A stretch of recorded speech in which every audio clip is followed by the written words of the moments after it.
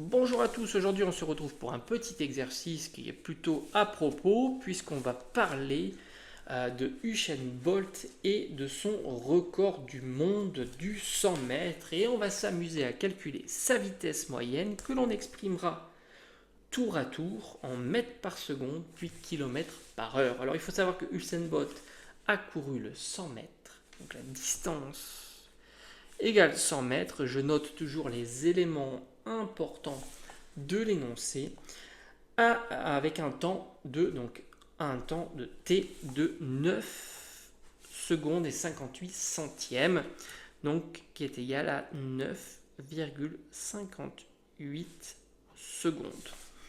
Alors autant te dire que c'est un chrono extraordinaire. Donc on va calculer sa vitesse moyenne en fonction, que l'on exprimera en mètres par seconde puis en kilomètres par heure.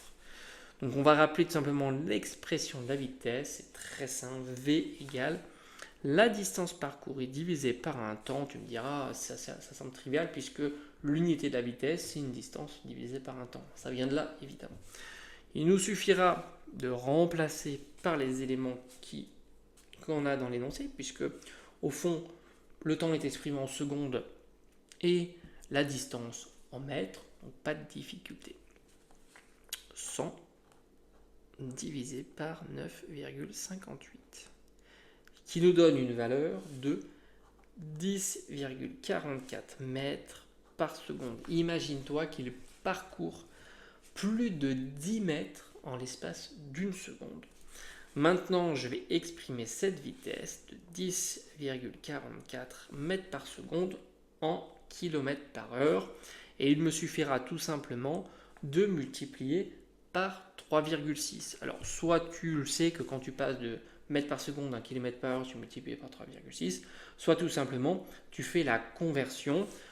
Ici, on sait que c'est 10,44 multiplié par des mètres, mais pas multiplié par 1 mètre. Mais il faut savoir qu'un mètre, c'est un millième de kilomètre. Donc, je fais 1 millième de kilomètre. Donc, je laisse l'unité.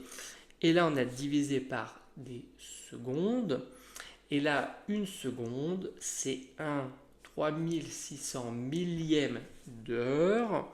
Donc là, c'est pareil. Ici, je mets des heures. Et donc, ici, vu que c'est divisé, quand tu fais une division, tu multiplies par l'inverse. Donc, l'inverse de 1 sur 3600, c'est 3600 sur 1. Donc, j'ai 3600. Alors, évidemment, si tu n'es pas très à l'aise avec ça, tu apprends la petite méthode qui consiste à multiplier par 3,6. Mais ça en est la démonstration, tout simplement. Donc, la vitesse est égale à 37,58 km par heure.